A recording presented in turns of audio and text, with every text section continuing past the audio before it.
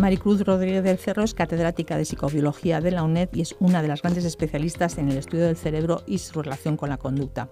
Colabora con importantes centros de investigación y universidades norteamericanas, es autora de numerosos trabajos científicos, ha realizado importantes aportaciones al estudio de la conducta parental en mamíferos. Su último trabajo lleva por título El cerebro afectivo. Maricruz, muchísimas gracias por tu colaboración en Sin Distancias. Muchísimas gracias a vosotros. ¿A qué te refieres en este libro cuando hablas del cerebro afectivo? Pues bien, el cerebro afectivo es un título, es un libro divulgativo. Quiere decir que he tratado de introducir en este libro los trabajos experimentales, no solo míos, sino de mi campo, sobre la relación entre cerebro y conducta parental, conducta maternal y conducta paternal, y tratar de trasladar datos que son meramente básicos o de ciencia experimental, dar un pequeño salto riguroso, pero ciertamente un salto hacia la conducta humana. ¿Por qué? Pues porque después de 30 y tantos años de trabajo en el laboratorio con modelos animales, sobre todo fundamentalmente modelos rata, hemos obtenido datos lo suficientemente, llamemos, curiosos o relevantes, que pueden ser de ayuda para el desarrollo emocional, fundamentalmente emocional, afectivo, en humanos.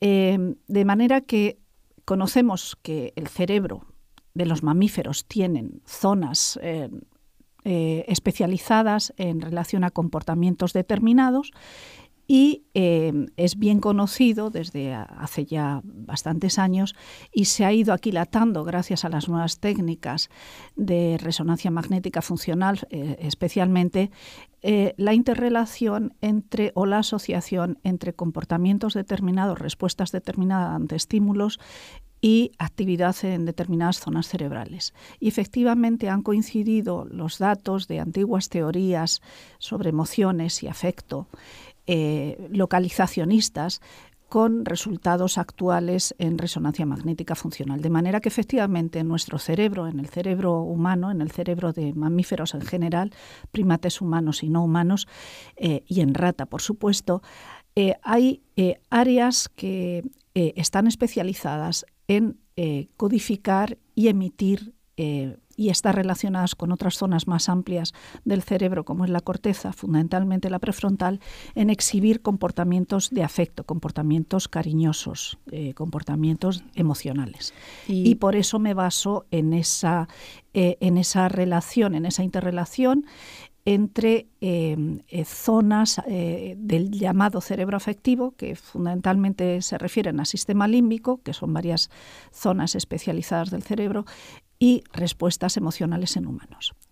Y donde más presente o donde más patente se hacen esas conductas afectivas es en el vínculo que se establece entre madres e hijos. Sí, lógicamente el amor, el afecto es muy variado, pero para poder medir las respuestas en modelos animales y en psicobiología o en neurociencias del comportamiento necesitamos conductas que se puedan objetivar, que se puedan medir, que se puedan con criterios observables, empíricos.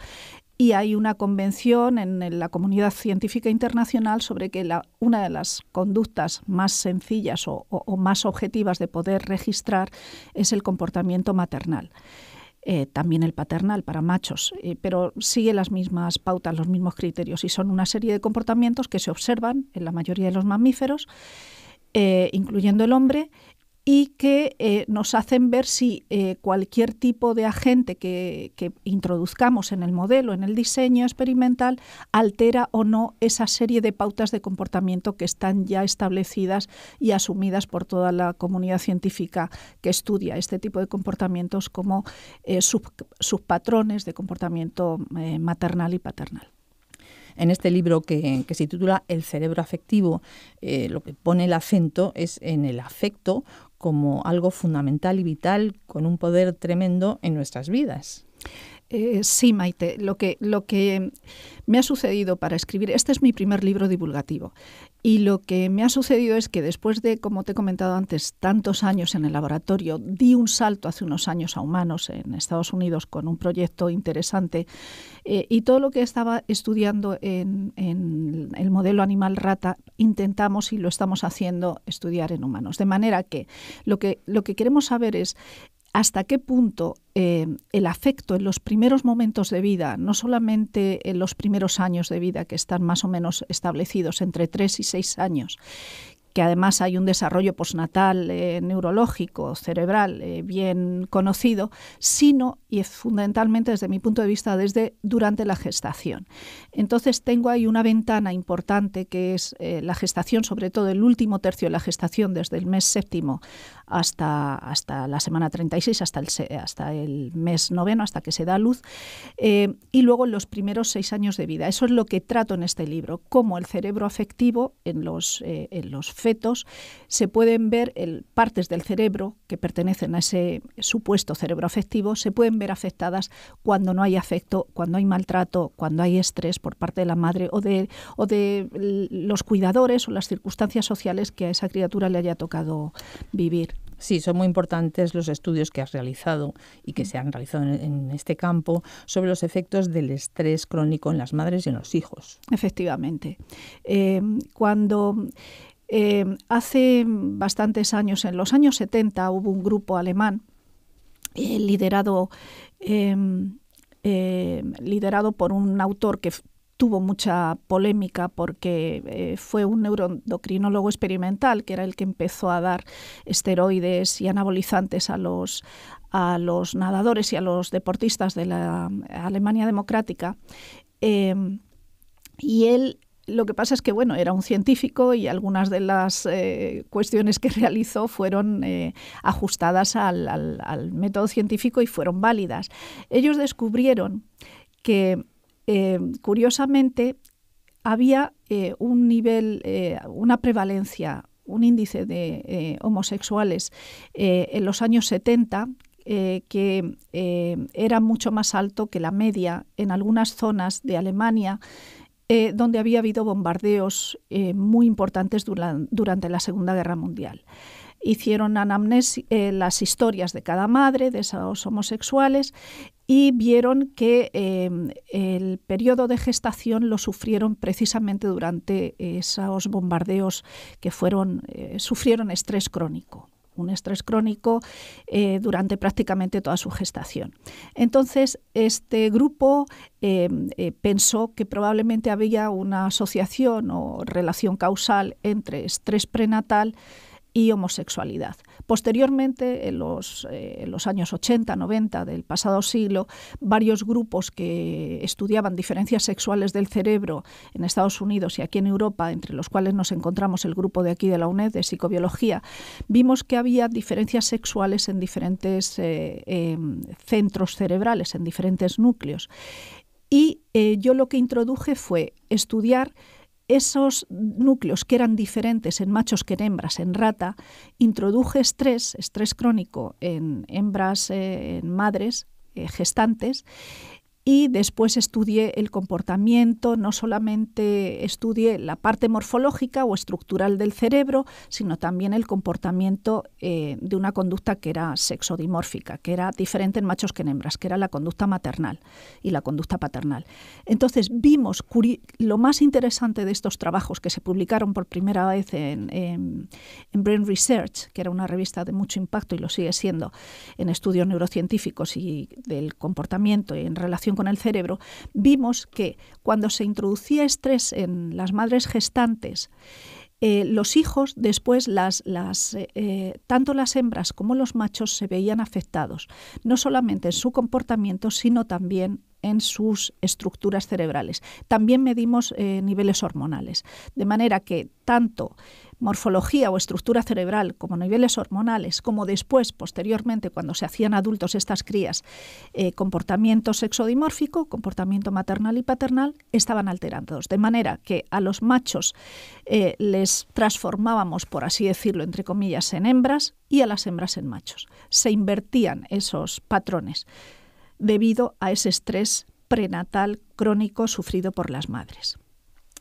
Y estos estudios además te valieron en su momento bastantes críticas por parte de grupos feministas, sí, entre otros. Sí, bueno, porque, claro, son temas... yo no lo esperaba porque era una descripción de hechos objetiva y replicable, se ajustaba, eran mis investigaciones y también muchas otras que seguían la misma línea.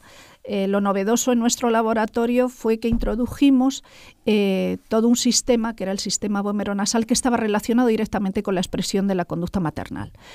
De manera que mis investigaciones, mejor dicho, nuestras investigaciones, las de mi grupo, seguían los mismos derroteros experimentales que otros grupos previos, pero no me quedó otra que bueno, yo lo publiqué no solamente en Brain Research, el primer trabajo, sino después en varias revistas importantes, de lo cual me siento muy satisfecha por mi grupo, por mí misma, y seguimos publicando. Pero llegó un momento que como tuvieron cierto impacto mediático, los grupos feministas intentaron atacarme diciendo que yo lo que estaba intentando era transmitir la idea de que las madres se tenían que quedar en casa y no trabajar, porque por supuesto el trabajo podía estresar, a lo cual primero les contesté y les respondí. Yo creo que quedó bastante claro en su momento que estos son datos que hay que transmitir, son datos obtenidos en laboratorio y con modelo experimental animal y no hay más, es lo que hay.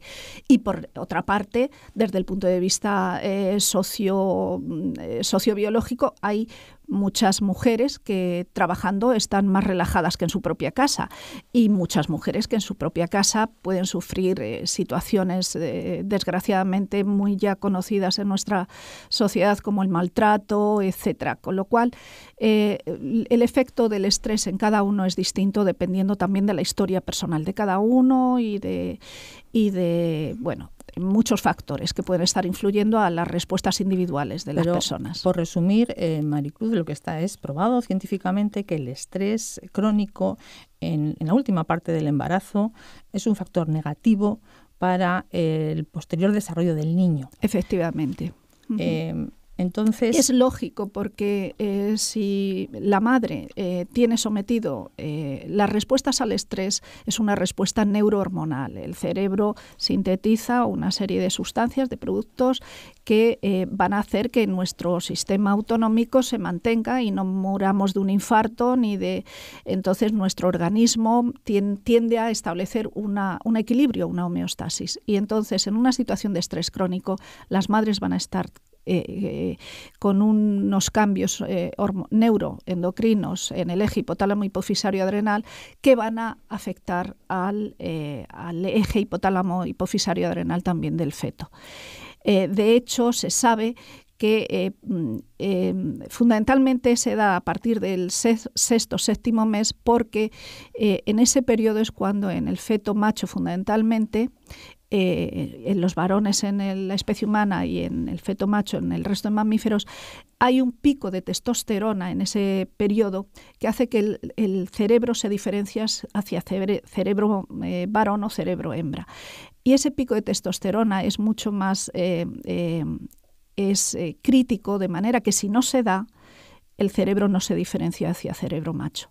Si hay una reducción de testosterona en ese periodo entre el mes séptimo y el mes noveno, hay unos importantes efectos que anulan, bloquean la diferenciación sexual del cerebro macho. El afecto, que en realidad tu libro es como un gran homenaje científico al poder del afecto, ¿no? Sí. Así es.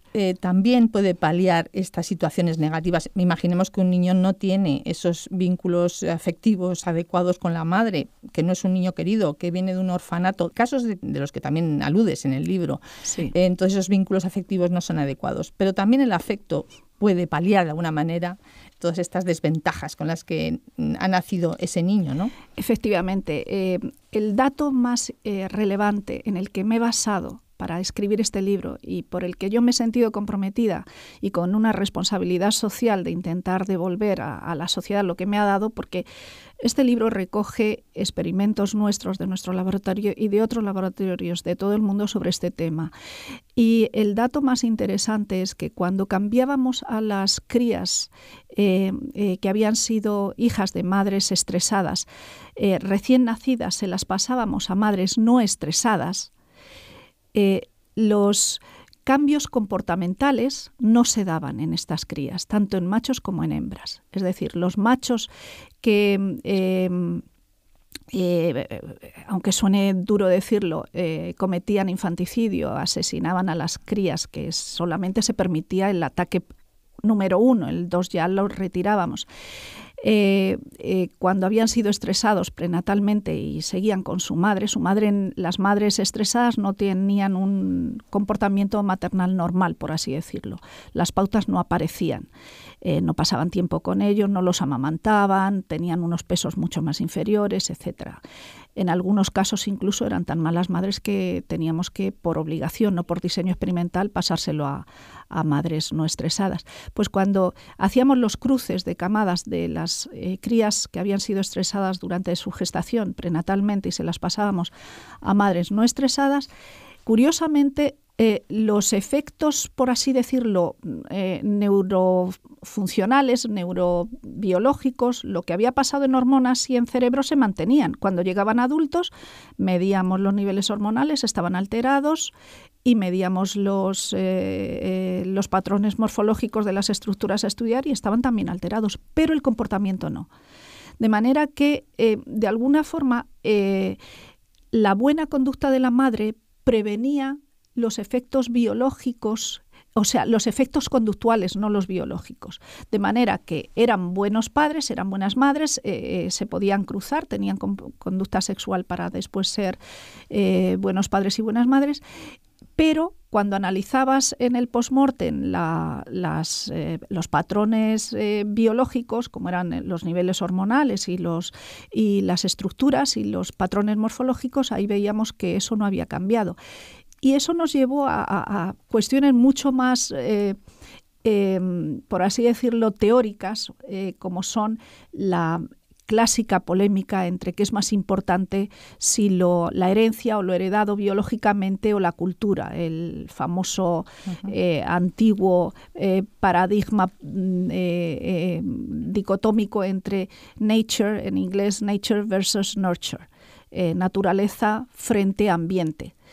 Esto dio de alguna manera, o al menos desde mi punto de vista, un mensaje muy, muy optimista, porque a pesar de los barreras biológicas que podamos tener en un momento determinado en nuestras vidas, la cultura, es decir, la educación, el buen afecto, eso sí, fundamentalmente en periodos críticos, en ventanas iniciales de desarrollo, porque no olvidemos que el desarrollo cerebral no es solamente embriológico, no es solamente durante la gestación, durante el periodo embrionario y fetal, sino que el desarrollo del cerebro en humanos sigue incluso hasta el 6º año de vida. Entonces, esto es un canto al afecto, un canto en definitiva, aunque suene cursi, al amor, un cariño mantenido y expresado en todo este periodo, desde la gestación fundamentalmente hasta los 6 años, hace que ese niño, esa niña, se adapte mejor después al ambiente y, desde luego, su sistema neurofuncional de respuestas, todas nuestras respuestas están basadas en la biología, no solo, pero fundamentalmente. Y la parte cultural, la parte afectiva, representa esa parte cultural que es capaz de modificar la parte biológica. Bueno, y entre toda esta información científica que aportas sobre todo esto que estás hablando, también hablas de experiencias personales tuyas, como hija, como madre, incluso como abuela. Y esto también es un valor añadido al libro, que hemos dicho que es tu primera obra divulgativa. Yo creo que es verdad que además rezuma afecto y, bueno, y lo hace mucho más accesible. Bueno, ante todo agradecer a Jordi Nadal, que es el editor de este libro, Plataforma Editorial, agradecerle la confianza y bueno, pues el que pensara que yo podía escribir un libro divulgativo. Cuando me enfrenté a ello, la verdad es que acostumbrada a los libros académicos y a los artículos científicos que tienen su dificultad, pero tienen una estructura tan establecida que bueno, pues tampoco te cuesta tanto si sabes lo que quieres escribir.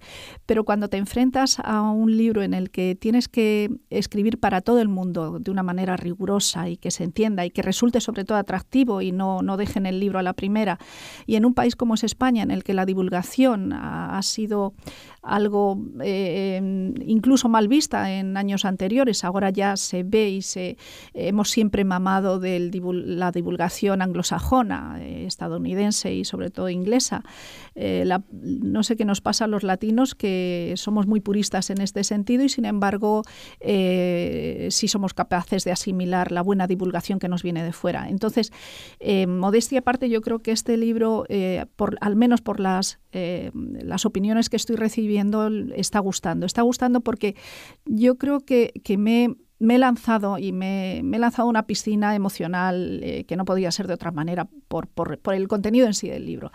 Y se me ocurrió la originalidad. Fundamentalmente yo creo que reside en esas partes que en los 8 capítulos, tiene 9, el 9 lo llamo un capítulo inacabado porque pretendo estimular al lector a que envíe su propia experiencia afectiva que le ha cambiado de alguna manera o ha significado mucho en su vida. Y entonces en los 8 capítulos en los que desarrollo pues en un primer momento una información cercana y que cualquier persona que no haya leído en su vida nada sobre neurobiología o sobre el sistema nervioso, etcétera, se enfrente a saber qué es una neurona, qué es una hormona, cómo funciona en relación con la expresión de afecto en los humanos, etcétera. Pero después ya hay unos capítulos en los que ya damos el salto a comportamientos humanos como la resiliencia o el cómo enfrentarse a situaciones duras en la vida y cómo el afecto en los primeros años eso hace que se tampone y se dirija de una manera mucho más adaptativa.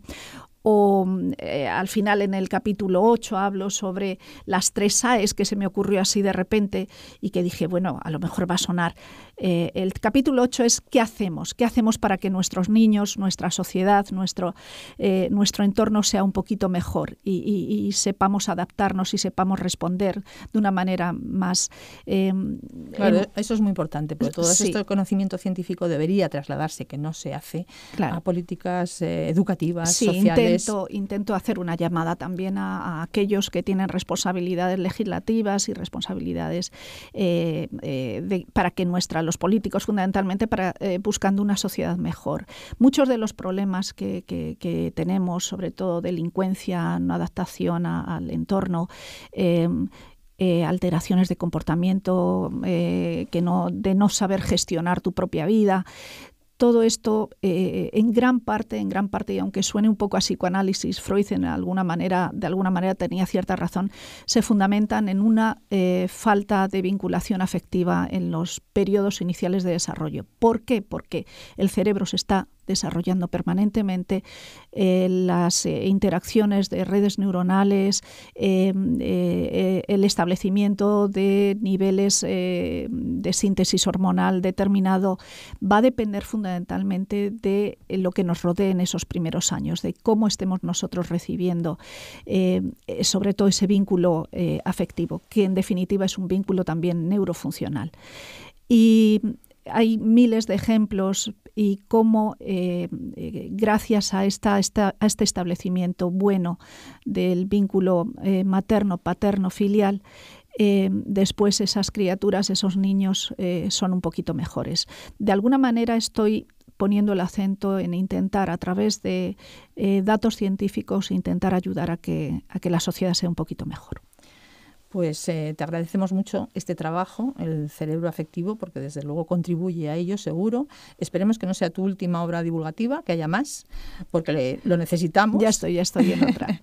Me ha atrapado. Y te damos las gracias por este rato con nosotros en Sin Distancias. Maricruz Rodríguez del Cerro, catedrática de Psicobiología de la UNED y autora del Cerebro Afectivo, editado en Plataforma Actual.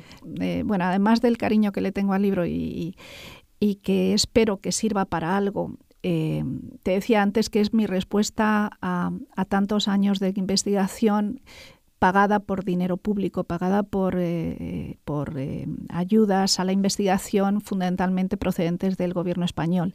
Entonces, las gracias a los españoles porque de sus presupuestos hemos hecho y estamos trabajando grupos de investigadores en este tipo de líneas de investigación que yo creo que son importantes para el futuro de la sociedad y sobre todo para nuestro presente, el que seamos conscientes de que estos periodos son claves en el desarrollo ulterior de la personalidad y de las respuestas emocionales de los individuos. Y también dar las gracias a...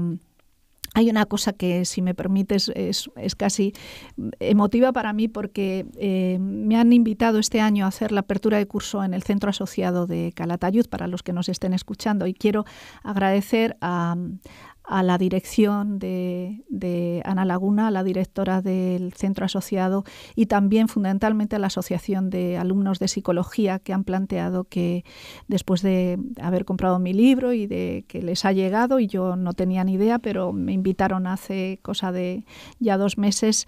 El libro salió en mayo y a últimos de junio ya tenía muchas invitaciones, pero una de las que más me ha calado es dar la conferencia de la apertura de curso académico del año académico en el Centro Asociado de Calatayud, así que allí estaré el día 26 y para mí es un honor y es casi pues broches a mi carrera que espero que todavía dure mucho, pero vamos, estoy ya en una etapa de madurez que lo estoy disfrutando mucho, la verdad. Precisamente esta etapa es la adecuada para hacer este tipo de aportaciones. Eso espero. Y que seamos todos además partícipes de ellas, que es muy importante. Maricruz, muchísimas gracias. Gracias y enhorabuena a ti, Maite, por este trabajo. Gracias.